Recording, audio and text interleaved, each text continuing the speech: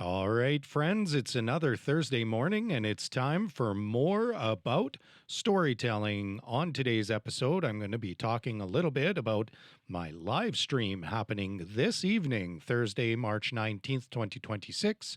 And I'm going to be interviewing a lady who needs very little introduction, Victoria Helmink. Let's go. Once upon a time, in a galaxy far, far away, it was a dark and stormy night. Gather round, my friends. Let me tell you a story.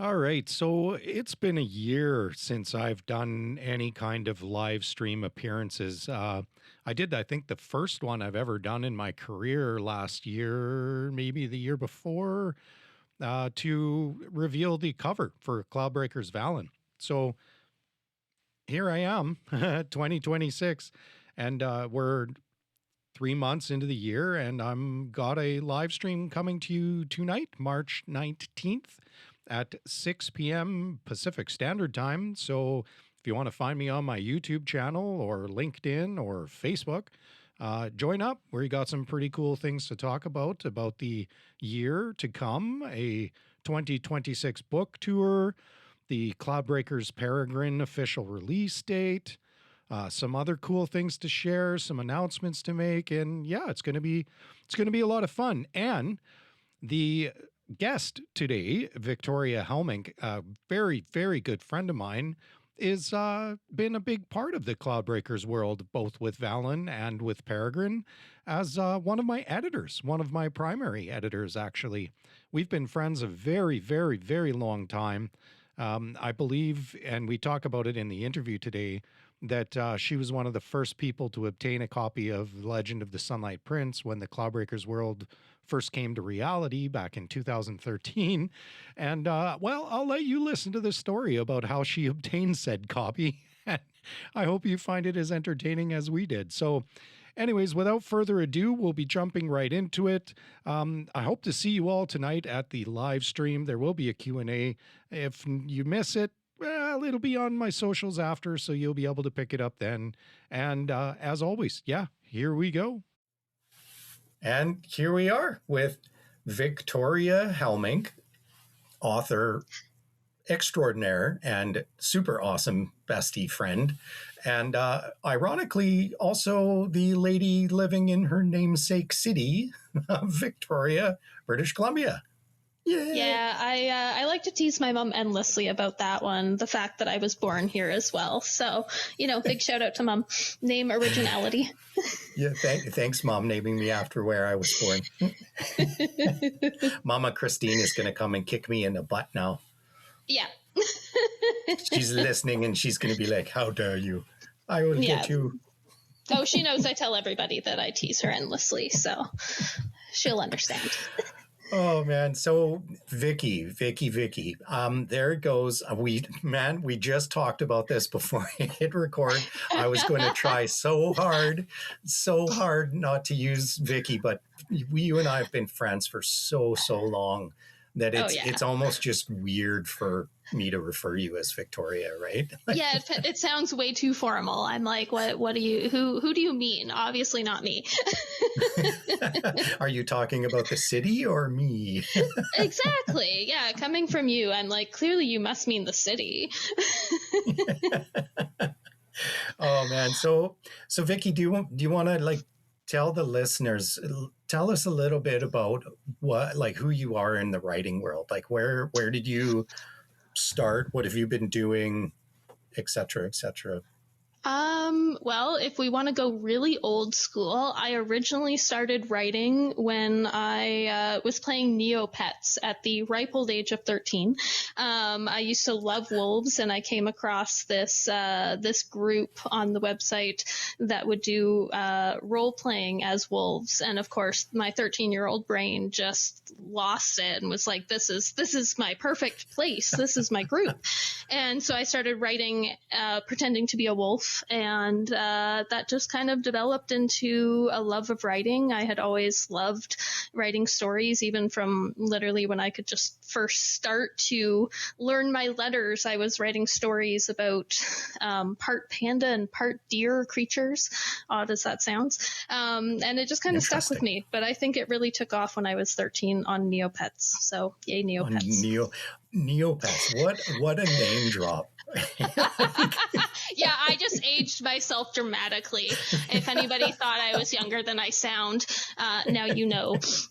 Oh, don't kid yourself. You're still young. You're a spring chicken. For every one of your gray hairs, I've got all of them. So, I mean, then you wouldn't have any because I don't have any yet. So there you go. Exactly. So there you go. See, that's what I mean. I have all of them. Fair. So, Vicky, tell us, what's your book? One of my favorite parts of our friendship was I got to sit there right beside you when you opened the first delivery of your books. Beyond Life by Victoria Helmink, published by Philadith Publishing in Victoria, BC. And such an awesome story. So where did that come from? What inspired you to write that story? It was actually a dream that I had that kind of started it. In my dream, there was this kind of grumpy middle-aged man who was all of a sudden tasked with training this young kid. I think in my dream, the kid was about 6 or 7, but I aged the other kind of main character up quite a few years because the content didn't quite make sense for a 6 or 7-year-old. But yeah, I dreamt that he was just all of a sudden tasked with training this kid in the way of the supernatural world. And that was kind of where the dream ended. And then it just kind of took off from there as I was like, well, what is he being trained for? And, knew that he was basically training his replacement. But that was all the dream told me. So then I kind of filled in the rest of the gaps. Okay. Inspired by a dream, and then the work begins. Exactly. I don't know what that's like at all. But yeah, Beyond Life, such a good book. I remember getting it or helping you with it right from the beginning and stuff, and being a part of it. I think if I remember, I helped you with the blurb on the back cover, right? Yes. I was struggling how to sum that book up and in a way that would attract people. So yeah. I love everything about it. I loved the shade. I love the Agero. I loved the way you created a unique afterlife with a unique system of effect in our daily world, and pretty serious subject matter too, right? With Aiden's journey. Correct? Mm-hmm. Yeah. I remember when I published it, it's like, is this too heavy for young adult? But then I was like, you know what? There's themes like this in other young adult fiction. I'm sure people will think about it and talk about it and kind of sort out how to feel about it. So. Yeah. In today's modern age, if you ever had to do a reprint, would you think about maybe putting a trigger warning? Do you think that would be good for the... Yeah, I feel like when I was writing it, trigger warnings weren't as much of a commonplace thing, where now I really appreciate when I open up a book and it's like, yeah, here's the content. If any of these are problems for you, you probably don't want to go ahead. I think that's a great thing now. Yeah. And it's funny because I've talked to people obviously that think trigger warnings in books are soft and that they're, they're indicative of a weaker mindset in society. But I honestly think that it's not so much that. It's not so much, saying, hey, if you can't handle this, don't read my book. It's more like a warning sign on a ski trail that's like, hey, this is Black Diamond. You might not want to take it.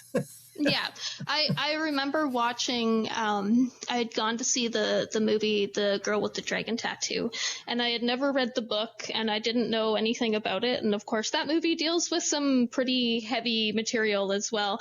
And I remember one of the scenes in particular, for anybody who's seen it, I'm sure you probably can imagine which one I mean.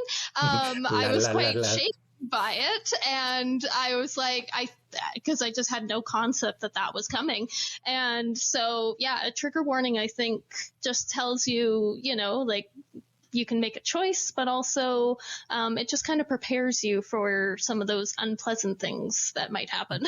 Yeah, because like I was always raised in that, don't judge a person until you've walked a mile in their shoes, right? So you never know what's going to affect a reader more than anybody else. And the reason I bring it up is because it's something I've started to think about with my own work. And the first time I ever published a work with a trigger warning was actually Dark Below the Ice, my horror short stories, Yeah, that makes a lot of sense. Yeah, I put on the back of there that, like, people who suffer phobias or PTSD should be prepared for some of the things, themes that I explore. Yeah, I remember seeing that, and I was like, that is smart. I think that was one of the first few times that I came across it, actually. And then I feel like in my awareness of it now, I'm seeing it in more books that I'm reading, which is actually kind of nice as a reader. At least for myself, I find it nice. It's definitely becoming a common thing, in discussions online and everything like that and stuff, And to be honest, when I first wrote the Touch of Shadow, the short story where, with the little boy and the hunter that kills his dog, like I got the John Wick treatment out of that. So many people were like, how dare you kill the dog? What's wrong with you? You're a monster. Yeah, you don't mess with the dogs. That's a hard and fast rule, I feel like, for a lot of people. Right. And we already established that, didn't we? Exists, right? There's that, does the dog die website in the movies. It's a thing. Yeah, right. For those of us in the 80s, those of us that are Gen X, we all had to read Where the Red Fern Grows as kids. Oh my goodness. Yeah. See, talk about a trigger warning right there. Right. No, I think my entire generation is trigger warning. That's just, we got to watch Atreyu. We got to watch Atreyu lose his horse in the swamp of sorrow, right? Right? Yeah. Yeah. No, we grew up with some major things in our entertainment, I think. Yeah. It's questionable to even call it entertainment. It was, shared trauma bonding through media. So Vicky, is like story's been a pretty big part of most of your life, eh? Like in terms of your pop culture tastes, and you've been an avid gamer your whole life too, right? D&D and tabletop stuff. Yeah, definitely. Yeah, I'm drawn to anything where there's a good story to follow. Most of the games I really enjoy are story driven. Yeah. Do you find you get much time to do any of that gaming these days and stuff, or? Sometimes I go through some good splurges of, hours of gaming. Other times, not as much, recently it's been a little on the lighter side, but getting back into the gaming land some more. Yeah, it's tough, eh? When you have to balance adulting with all the other stuff that we try to do. Yeah, like what is that adult life thing? Yeah. Damn you, society and your adulting. Away with you. Exactly. So, dragons or wolves, if you had to pick? See, that's just like the impossible question, because I have stories that I have written about both, and I love them both equally. Yeah, and I threw that bone at you for a reason, because we just talked about the Neopets and the wolf riding. I happen to know that you may or may not have a wolf related story in the pipeline. Yes, working on something in that department as well, for sure. Yes, lips are sealed. Yes, but it's top secret. The benefit of being such a close friend of yours is that I get to know all the fun things. Exactly. And then yeah. You also have the Dragon trilogy too, hey? I do. Yeah. It's not published yet, but it's been in the works for I think like 15 years at this point. So my goal has always been to actually write the trilogy and have it pretty much done, so that by the time it actually goes to print, I don't have to make my readers wait, 5 years between books. I can actually turn them out at a decent point. So, because I know I always get so impatient when I'm waiting for the next book in a series. And I have all the sympathy for authors. No, not at all. I mean, maybe at a certain author with, I was going to say with the last name that starts with an M, but it's not an M-O last name. Oh, well, thank you for that. You had me going there for a second. I was like, I better clarify. I was adjusting my collar, and I was feeling very fortunate for us not having this on camera. I mean, I am eagerly awaiting more from you, but, I like to think you haven't dragged it on for years of us waiting. So no, to be fair, yeah, I guess I gave the world Valen last year, and then Peregrine will be coming this year, and of course, you'll be one of the first people to see it because you are my primary editor. So excited to get my hands on it. And that is when I imagine my gaming life will probably drop off again, because I'll just be lost in that book for a while. And that will be a worthy sacrifice. Define a while, because I remember when you did Valen, you had it finished in like 3 weeks, and then you had to start again so that you could actually edit it.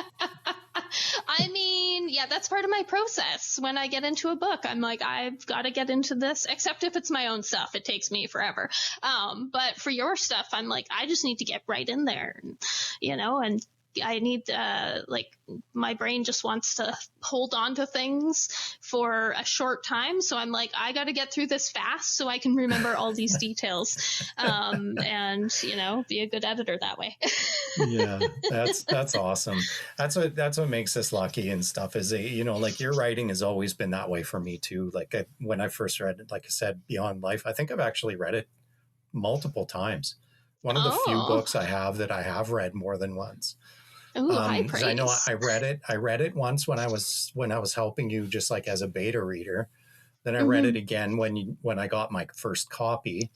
Actually, yeah, no, I did. I read it 3 times because when I was doing the video game design diploma at Vanis and I designed the card game for you. That's right. I read it again then to make sure that I had all the rules right. Had all the rules right and everything. That's right. Yeah. So there you go. One of the only authors. You might have second place for the person who has read it the most then. What? Mama Christine? No, it would be me who read it the most. Cheater. You can't cheat like that. If I'm honest, I hope to not read it again because I've read it so many times. Oh, so does that mean we're never going to get a sequel? We're never going to get a sequel? It's funny. Many people have asked me if there's going to be a sequel, and I've always said, I don't know, because for me, I can't produce something like that's just not how my brain operates. If I ask it to give me something, it's like, no, you're not going to get that.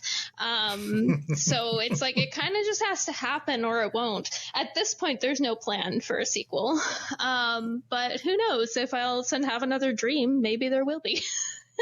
It's so funny. It's so funny that you said that way, because at lunch at my day job today, I was talking to a British guy about Red Dwarf, the old show Red Dwarf. Oh, nice. And he was saying that one of his favorite running gags in that show was when Kat would ask the vending machine for anything and always get fish.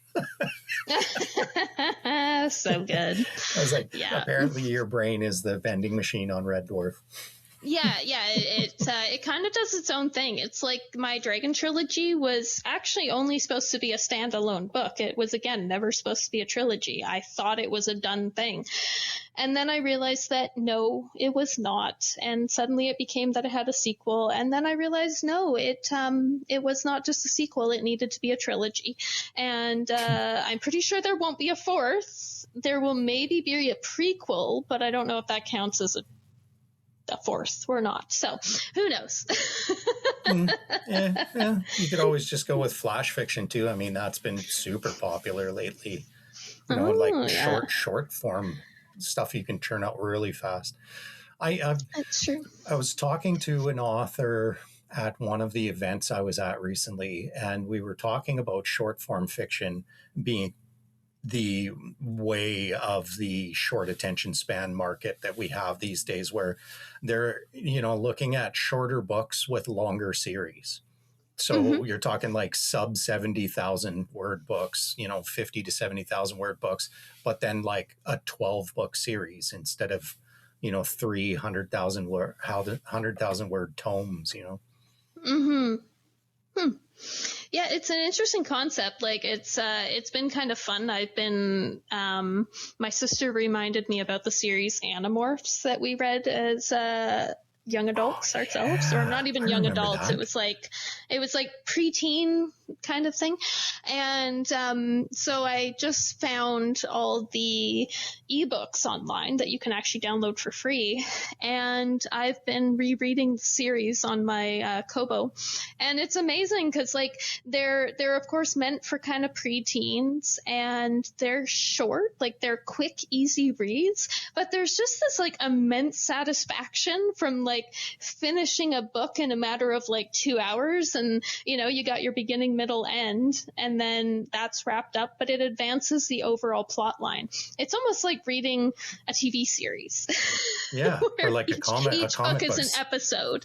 Yeah, it's something kind of fun about it, and it even actually makes me think about a zombie book that I'm writing that is written in short little diary passages. And it kind of makes me wonder if I should do a release in some way that isn't just one big book kind of, compiled all at once. It could be kind of fun.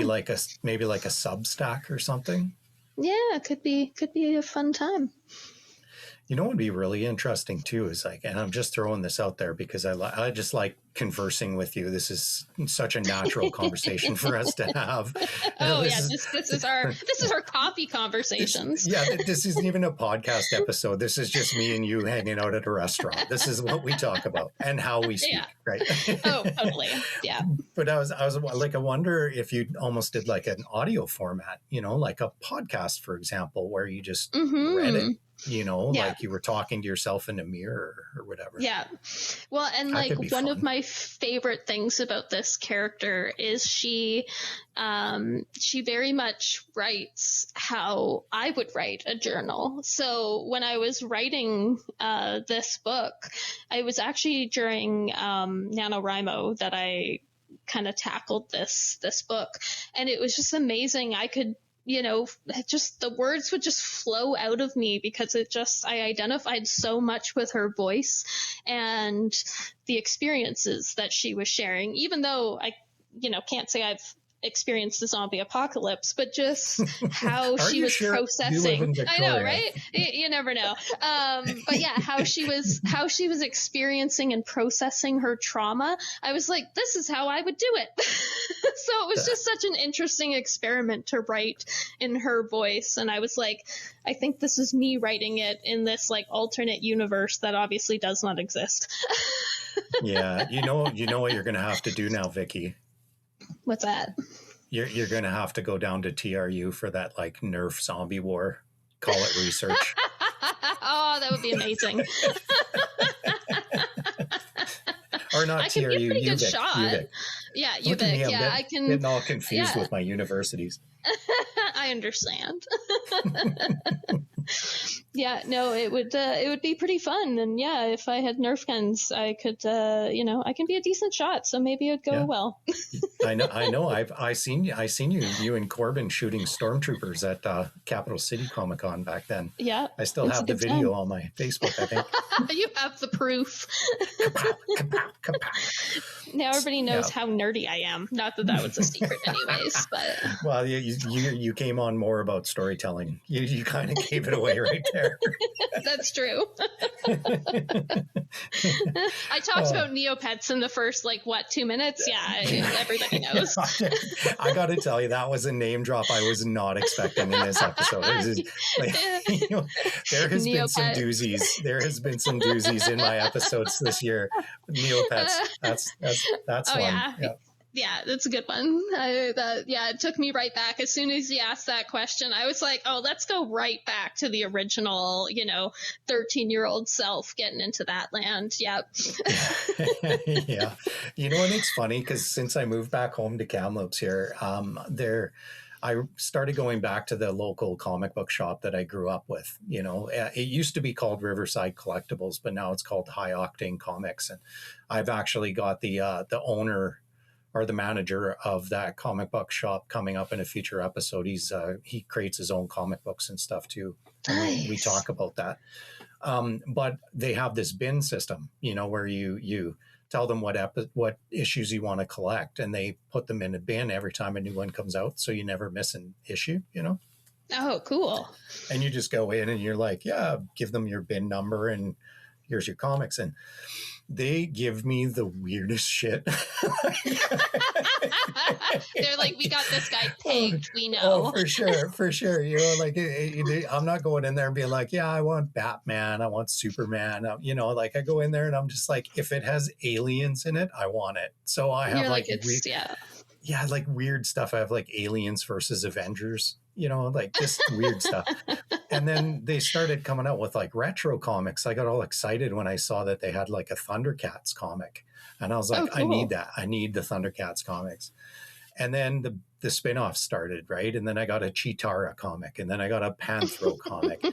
And then I come in there one day and they had Silverhawks. Do you remember that cartoon? Oh, I do not. Cartoon?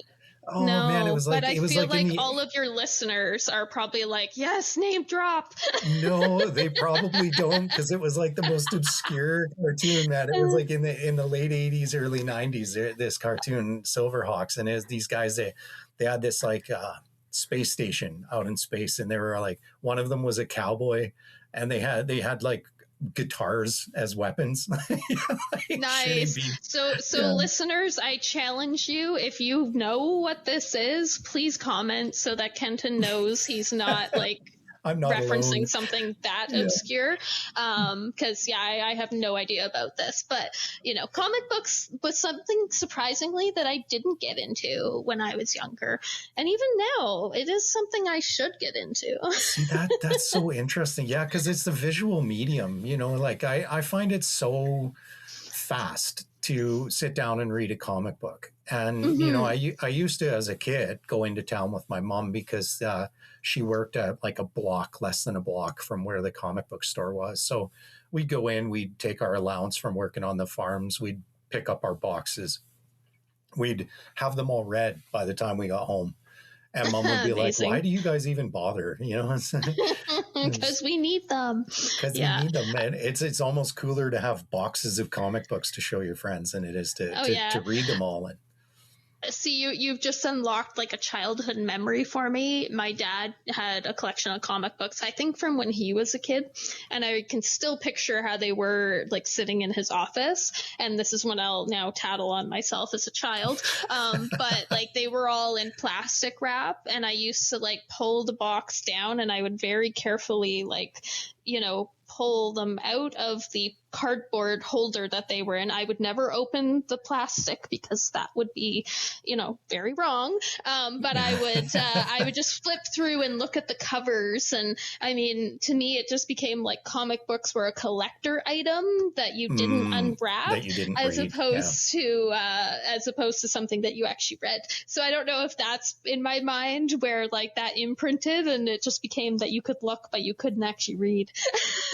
That's interesting. Yeah, I wonder if it is.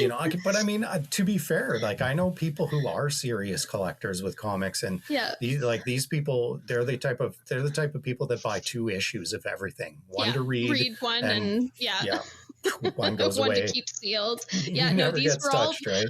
Yeah, these were all sealed. I have no idea if he ever actually read them when he was younger, but because they were sealed, I was not about to, mess with that. Even as a kid, I knew that. Yeah, that's crazy. Yeah, it's Yeah. wild. It just, but I liked that. I think what drew me to comics is I like that serial nature of storytelling that comes with comic books and TV series. Because Hmm. one of my biggest things that I've never really enjoyed about books or even movies for that matter is you watch a movie and you absolutely fall in love with the character in the movie, and then you're left afterwards going, "What happened to him now? Like Right? Then you're what? done. Yeah. Yeah, like what happened to him now? Like here's one for you. Here's one that'll be a name drop. Um, Mr. Holland's Opus. Do you remember that movie with Richard I Dreyfuss?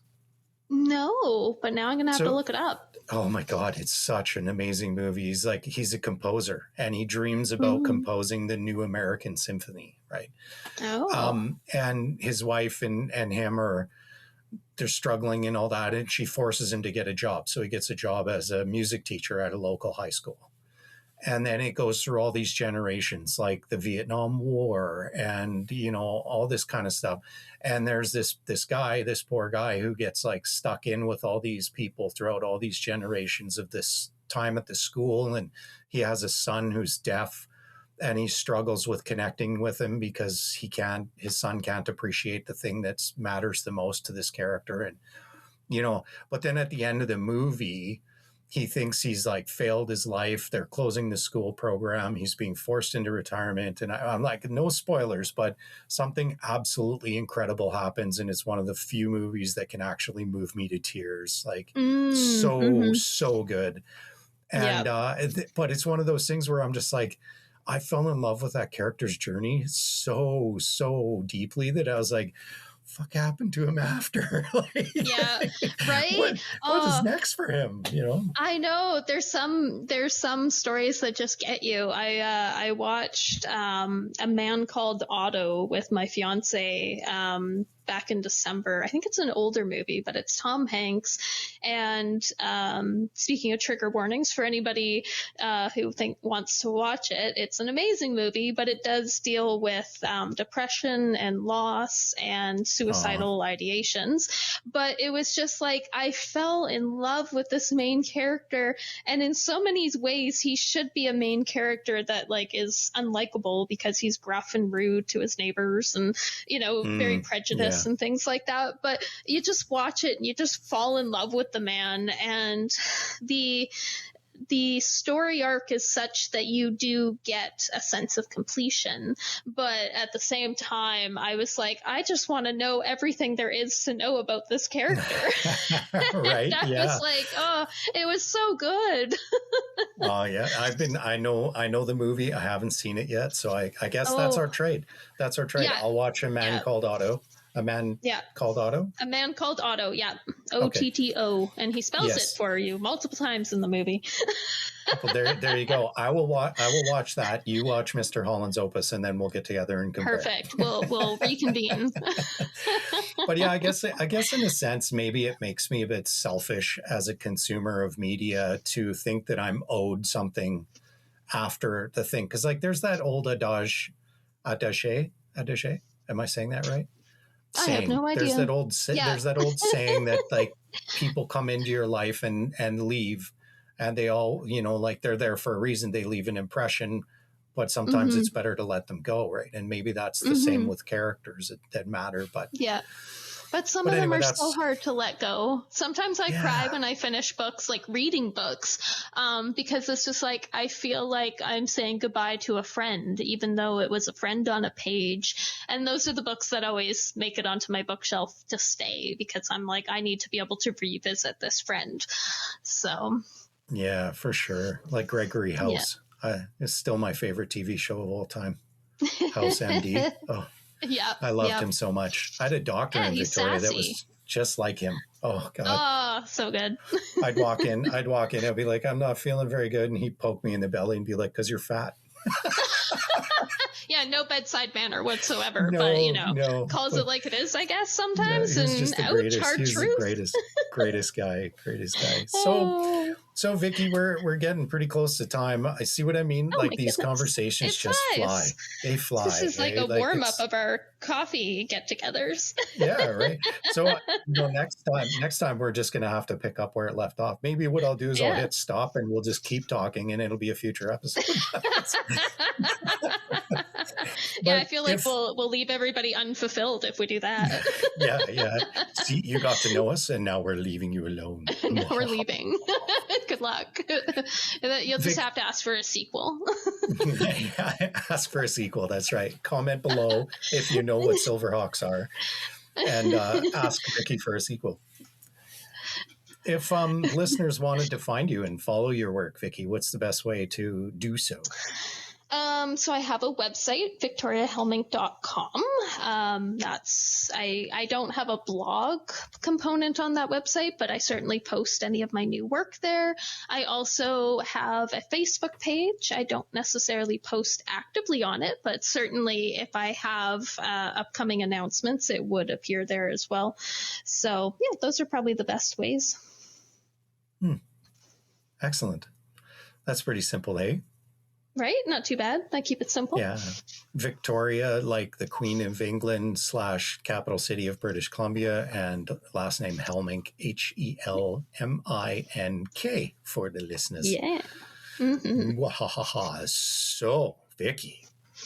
Yes. At the end of all of my episodes, I like to do this thing called one more question. It's a very good ready? Play on words. I know, right? I get so many compliments about the pun on my name, and it's like, it's such an easy pun. Like I was born to do this. Oh, yeah. Are you ready for your one more question? I am. Lay it on me.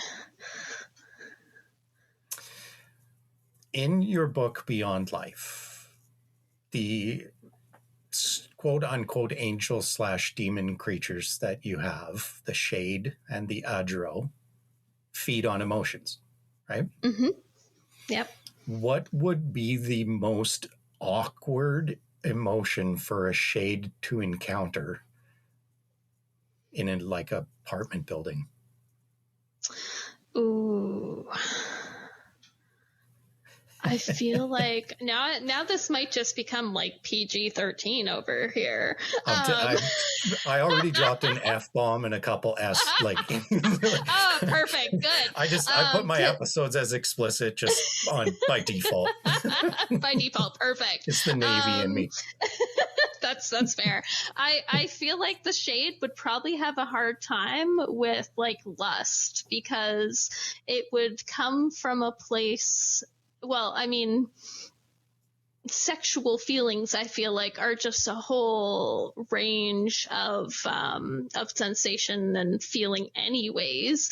But I think, because it can be, so positive, but also sometimes negative, depending on, where maybe the partners are at in their relationship. Like, you think if you've had a fight, that could be very different versus, newlyweds or something like that. So I feel like that one would be a interesting struggle for them. This is not the place I thought I was going to go with this, but here we go. That's the point of this question.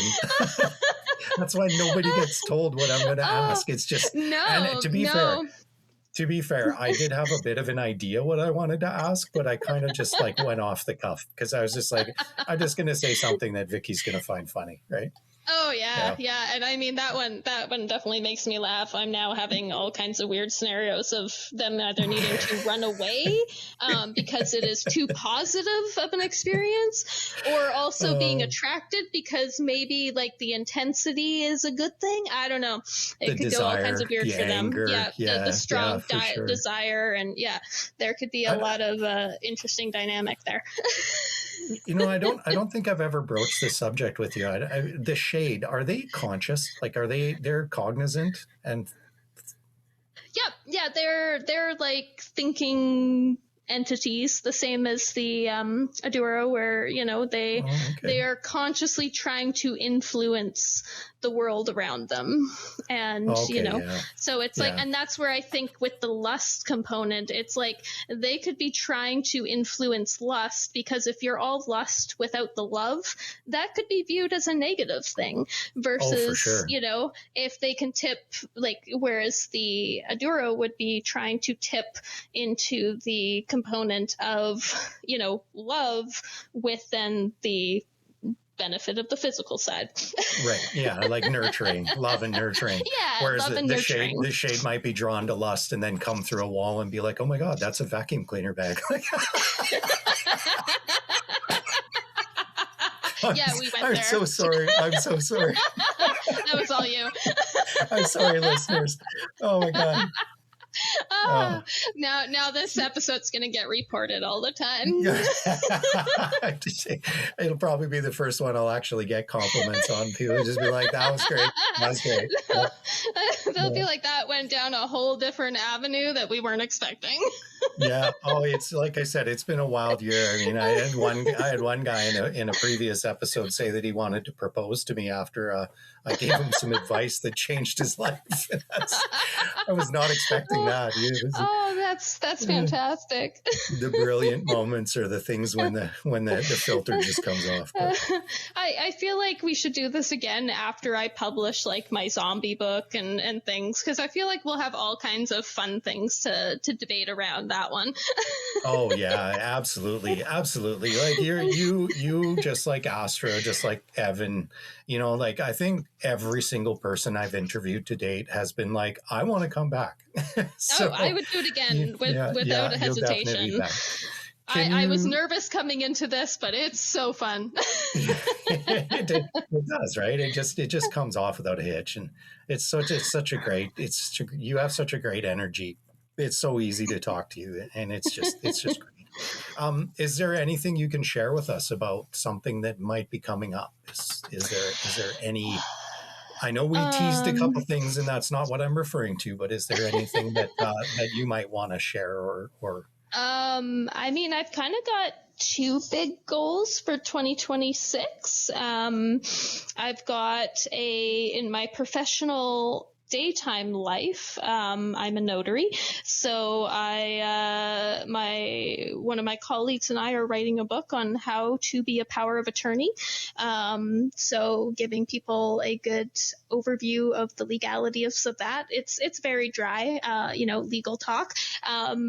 So it's great. We've made it kind of fun and exciting though in there. I shouldn't, make it sound like it's going to be an awful read. It's really not. But two very different, two very different spectrums. I've got my my professional publishing endeavor, and then I'm working on also putting out a werewolf. I don't want to call it horror because it's not quite in the horror category. I think it's more like thriller kind of vibe. So working on finishing up that. If we're talking about what I think we're talking about, then I would definitely say it's a thriller. For sure. Yeah. So young adult kind of thriller fantasy novel. I think of it more as a novella, I guess, because it's sitting currently around the 30,000 word mark. So, but I might manage to get that up a bit more. But it's kind of a fun little read. So yeah, Sunlight Prince is around 26,000, and it's widely considered one of my better works. So. That's true. I am a big fan of that one too. That is actually the book that we originally bonded over. Yes. Yeah. And I don't think you edited that one. I think Sunlight Prince was edited by like Monique and Yeah, this is a fun life history lesson here for anybody listening. I bought Sunlight Prince out of the back of Kenton's car at a dance club one evening. I forgot about that. Yeah, that's right. That's at how the we Carlton met. Club. Oh yes, for anybody in Victoria who may be listening, I bought this book and made this lifelong friend at the Dirty Sea. At the Dirty Sea, yeah. At the Where Dirty Sea, every sailor meets most of his female friends. but not in the way that you and I are. No. Yeah, so that was how we originally met. I have the picture from that night still. I might send it to you after this just for fun. Just for the hell of yeah, it, yeah. That's where hilarious. I bought your book. Oh man, I forgot about that place. Yeah, that's just sticky floors and peeing in troughs. So sticky. Yeah, it no longer exists anymore, which is probably a good thing. Yeah, I was going to rightly so. Rightly so. Fond memories, anyways. So yeah, there's a flashback to our history in there. Yeah, I'm pretty sure you were at the launch at Gorgeous Coffee, though, even though you already owned the book too. I think so. Yes, that does sound familiar. Pretty certain that you're in the photo. Yeah, but. Yeah. Anyways, I guess instead of like pushing this in well past the 1 hour mark, we might as well say that Vicky, you'll definitely be coming back in the future, I imagine. I would be delighted. Yeah, I'm sure. And I'm sure that the listeners are probably going to be like, yeah, I want Vicky back too, because getting so weird around her. I will expect them to petition for me, and then I shall return. Yeah. Oh, fantastic. I love it. Well, thank you for joining me on More About Storytelling, Vicky. It's always a pleasure, and I really do hope you had a great time. And amazing. For those of you out there, Beyond Life by Victoria Helmink, look it up online. I think it's still available everywhere. Grab it. Amazon, it's an awesome story. Chapters. Yeah. It's around. Yeah. Well, thank you for having me. My pleasure. Yeah, so what else can be said? I mean, that was Victoria Helmink. That's my good buddy Vicky and I having a wild conversation, as we want to do every time we get together. So I hope you enjoyed this episode. Please look Vicky up. She's absolutely fantastic. Victoria Helmink, that's Helmink. And yeah, read Beyond Life. Great story. Absolutely great story. If you've enjoyed what you've heard, please consider supporting me on Patreon. The money goes a long way to helping ensure that I get to bring you all sorts of this super cool, fun stuff.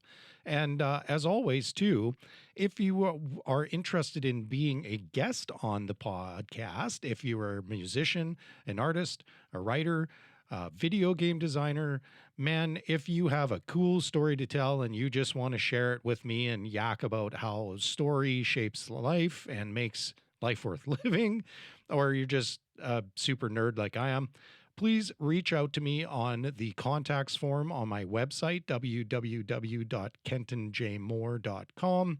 And I hope to see you next week for some more about storytelling.